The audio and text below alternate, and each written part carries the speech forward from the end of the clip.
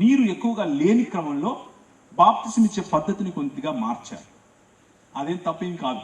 కానీ మన గోదావరిలో బ్రహ్మాండంగా నీళ్లు ఉన్నాయి. మనకి ఇక్కడ మంచిగా నమ్మి క్రీస్తుని అనుసరించాలి అన్న విశ్వాసంలోనికి, నమ్మకత్వంలోనికి వస్తే పాస్టర్ గారిని, సంఘ సభ్యుల్ని పిలిచి వారందరి ముందు వారు పెట్టినటువంటి దాన్ని ఏమంటారు, విశ్వాసానికి సంబంధించిన ప్రశ్నలకు సమాధానం చెప్తూ, ఈ లోకం కోసం, ఈ లోక మర్యాద కోసం నేను చనిపోతున్నాను, ఇక నుంచి నేను సమాజం కోసం, సంఘం కోసం, దేవుని రాజ్యం కోసం బ్రతుకుతాను అన్న నిర్ణయం చెబుతూ అందరి ముందు మంచి నీటిలో మునిగి చనిపోయి తిరిగి లేచిన వాడిగా లేవండి.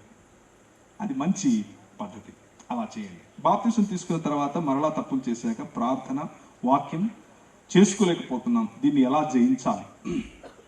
ఇది ప్రతి ఒక్కరిలో ఉండేటటువంటి ప్రశ్నే. బాప్తిసం తీసుకోక ముందు కూడా ఇదే సమస్య.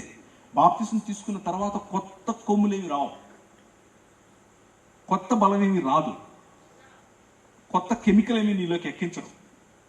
బాప్తిసం అంటే నువ్వు తీసుకున్న నిర్ణయం, నువ్వు వేసినటువంటి మొదటి విధేయత అనే అడుగు, ఈ లోకానికి చనిపోతున్నాను అన్నటువంటి దాని ప్రగాఢమైన సంకల్పం. కానీ ఆ సంకల్పం తీసుకున్న తర్వాత కూడా అప్పుడప్పుడు తప్పటడుగులు వేసే అవకాశం ఉంది. మనుషులం మనం.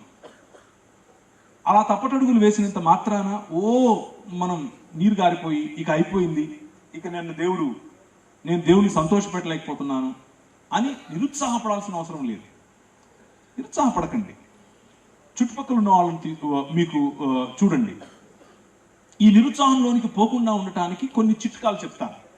మొదటిది, మీరు వ్యక్తిగతంగా దేవునితో ధ్యాన సమయంలో స్పెండ్ చేయండి సమయాన్ని. దేవుని ధ్యానించండి, ఆయన వాక్యాన్ని ధ్యానించండి.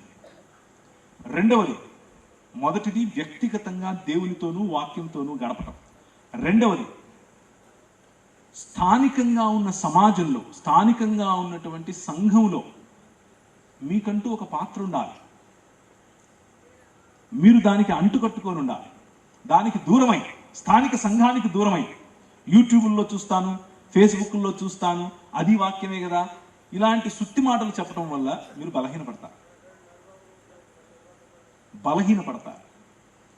మండే కట్టెలు ఒక 4-5 ఉన్నాయనుకోండి, అందులో నుంచి ఒకటి తీసి పక్కన పెట్టండి, ఏమవుతుంది? ఆరిపోతుంది, బొగ్గు మిగులుతుంది. సేమ్ మనం కూడా అంతే. యూట్యూబ్కు, తెరకు